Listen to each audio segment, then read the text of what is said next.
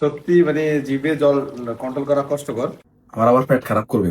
আসসালামু আলাইকুম। আজকে দেখাবো সহজে কিভাবে জলপাইয়ের আচার তৈরি করবেন এবং 1 বছর পর্যন্ত সংরক্ষণ করে রাখবেন। টেকনিক গুলো সহ আছে ভিডিওতে, অনেক ধরনের টিপস। দেরি না করে শুরু করছি আজকের ভিডিও। প্রথমে আমি একটি মোটা কড়াই অথবা পাতিলে, যেটাই নেন সমস্যা নেই। আমার পাতিলের অনেক মোটা। আচার সবসময় একটু মোটা পাতিলে নেওয়ার চেষ্টা করবেন। তো এখানে আমি পানি দিয়ে দিচ্ছি 1 কাপ।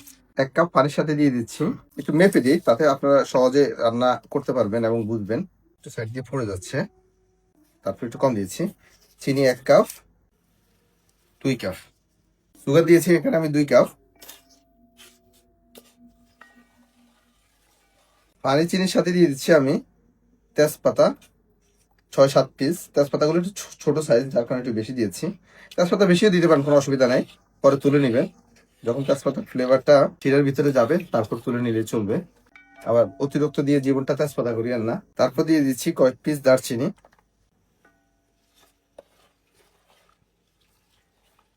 শিরাতে আপনারা যখন দেখবেন যে বাবলিং আসতেছে, তখন খুব কেয়ারফুলি নাড়ানোর উপর রাখতে হবে।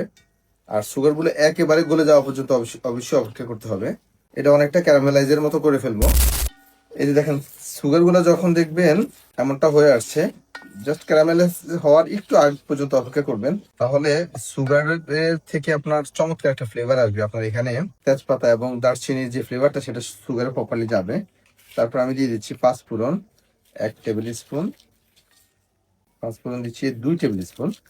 পাঁচফোড়নটা একটু কম বেশি করে দিতে পারেন, কোনো অসুবিধা নেই। আর পাঁচফোড়নটা মূলত হচ্ছে আপনার আচারের জন্য মেন ফ্লেভার যে হিট করে, সেটা হচ্ছে পাঁচফোড়নে। আর দেখা গেছে যে আমরা যেই আচারে তৈরি করি, অনেক সময় দেখা গেছে লং টাইম ফ্রিজে রেখে দিলে একটু হালকা একটু গন্ধ আসার সম্ভাবনা থাকে। পাঁচফোড়নের ফ্লেভারটা যদি একটু স্ট্রং হয়, সেক্ষেত্রে এই গন্ধটা থাকবে না। এই সুগারটা এখন গলা শুরু করছে অলরেডি, স্টপ করতে হবে। আপনার সুগারের জায়গায় গুড় ইউজ করতে পারেন, কোনো অসুবিধা নেই। খেজুর গুড় অথবা আখের গুড়। আখের গুড়ে কিন্তু আচার যথেষ্ট ফ্লেভারফুল হয়, খুবই টেস্ট লাগে। আমি যতবারই আচার তৈরি করেছি গুড় দিয়ে বেশিরভাগই করেছি। সুগার দিয়ে করার কারণটা হচ্ছে মূলত অনেকেই সুগার যে ক্যারামেল করে যে আচারটা তৈরি করা, এই প্রসেসটা জানে না, যার কারণে আমি আজকে সুগারটা দিয়ে দেখাচ্ছি। আর এই ক্যারামেলটা কিন্তু অতিরিক্ত করা যাবে না, এতে করে তিতা হয়ে যাবে। জাস্ট এই যে যখন দেখবেন সুগারটা গলতেছে, এই সময়টা আসলে তারপর অ্যাড করে দিবেন সরিষার তেল। এখানে দিয়েছি 250 ml। 250 ml অর্থাৎ হাফ লিটার সরিষার তেল দিয়েছি।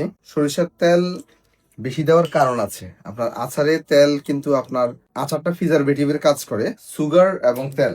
তারপর দিয়ে দিচ্ছি 1/2 কাপ আদা স্লাইস করে।